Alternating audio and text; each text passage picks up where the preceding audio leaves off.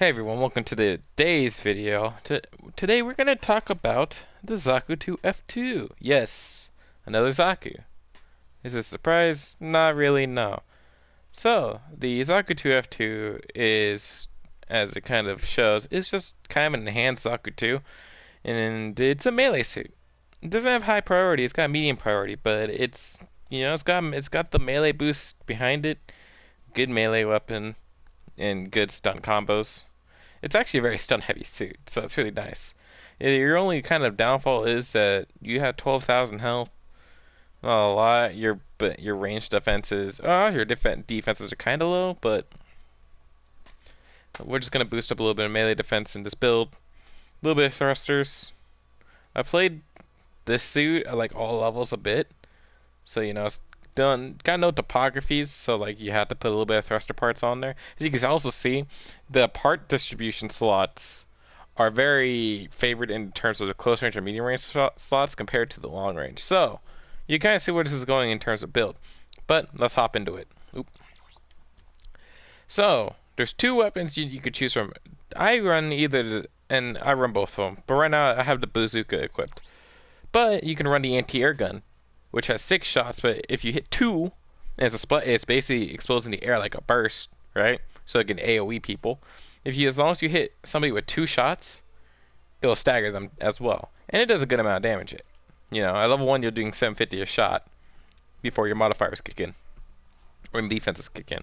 So, you're doing a good amount of damage. 2 shots of stun, 6 shots. Not bad, 350 range. So it's got about the same range, just a little bit less range than the bazooka. Doesn't do as much damage.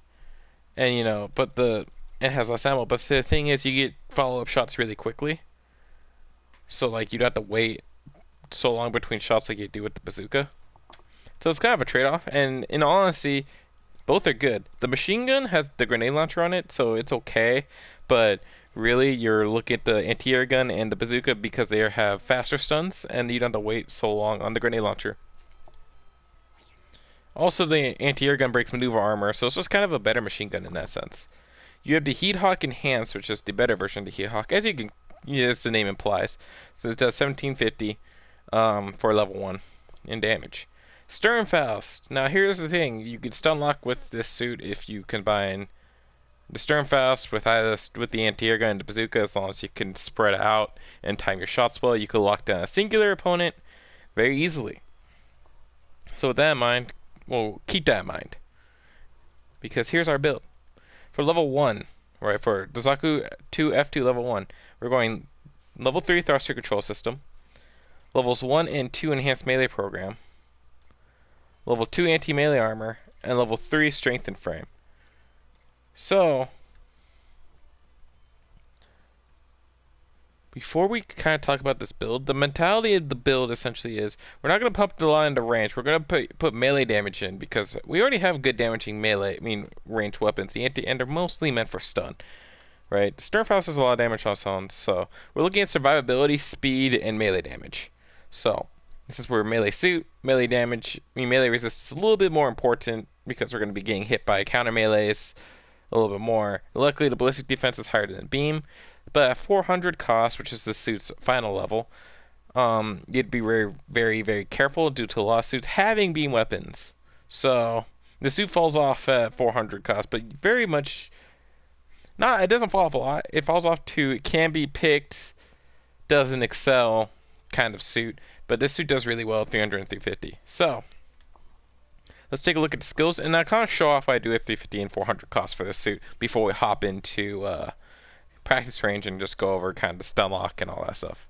So for skills, we got leg shot absorbers level 2, quick boost level 3, dodge roll level 1, flight control program level 1, so it allows additional actions to be performed mid-air when you're jumping, so you can double jump.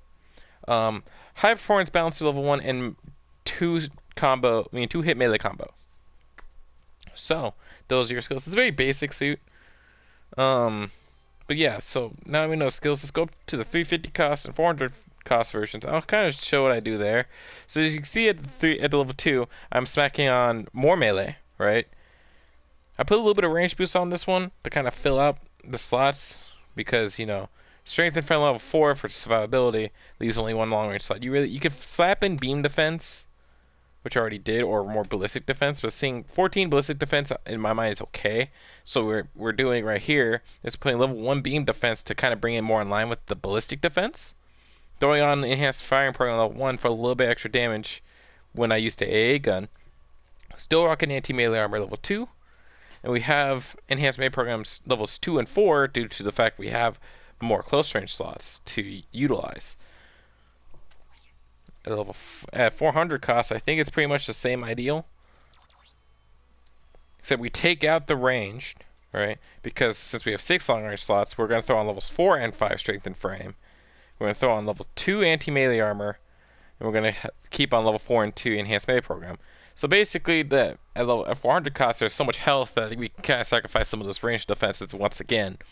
Because we're going to have survivability. So, with that in mind, and that's how this suit works, we're going to take the level 1 version of it, the 300 cost, into into battle. And, we'll talk about the combo. The combo is the same at all levels, it's just you'll be doing more damage, essentially with how these builds work. The higher cost you get, as normally happens. And also, but it's the same playstyle. Very kind of one-dimensional suit, so we won't have that much in the practice range, so just hang tight. See you guys over there. Alright, so welcome to the practice range portion of this video. My god, I cannot speak right now. So, we're going to run the Zaku bazooka here, because, it's a little bit more of a stun-locky weapon compared to the anti-air gun. The anti-air gun's good for consistent damage. But since we don't have to really break maneuver armor, we can sit here with the bazooka and the Sturmfaust and just talk about it that way.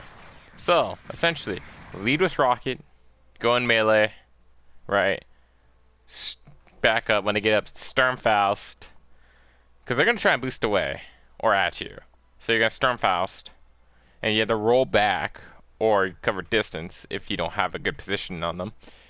You're going to switch back to the bazooka, and bazooka them and go in for the melee. So let's look something like this, in an ideal world. Going for the melee, right? Hit him again, back up. Switch to the Sturmfaust. Granted, we don't need to Sturmfaust because our bazooka's ready to go. The thing is, the Sturmfaust is going to hurt a little bit more than the bazooka. So you lock him down. Fly up. Dead. That's kind of the combo you're going for this suit. Is swap between bazooka and Sturmfaust. Because it hurts. It really does hurt enemy suits. And the Heat Hawk Enhanced in this suit work very well together in the fact that, having a good amount of melee boost on the Enhanced Heat Hawk does pick apart supports even if you are a general type really quickly. So, with that in mind, it's kind of just, this is your general frontline suit with the bazooka. With the anti-air gun, it plays a little bit mid-range and close. It really depends on how comfortable you feel with it. But yeah, no, it's a little fun suit, But say if I miss, right, or I hit right there, but say like I boost back and this guy boosts towards me, right? I'm gonna Sturmfaust defensively here, pull out for defensive measures. It's gonna hit a little bit harder than bazooka. Pull out the bazooka, stun them again as soon as they recover enough, going for the finisher. That's the thing, right? You don't have to use the Sturmfaust as the defensive option. You could use your bazooka, but either or, whichever way you do it, if you have to use one defensively, switch to the other one. Lock them as soon as their stun staggers decrease enough to where you can stagger them again, and then go in for the melee. Because I'll just buy you that extra second. Like if I can't close the gap right here, right? Switch back to my bazooka. Hit them. Aim for the legs. Always remember, aim for legs. Breaking enemies' legs means they cannot run.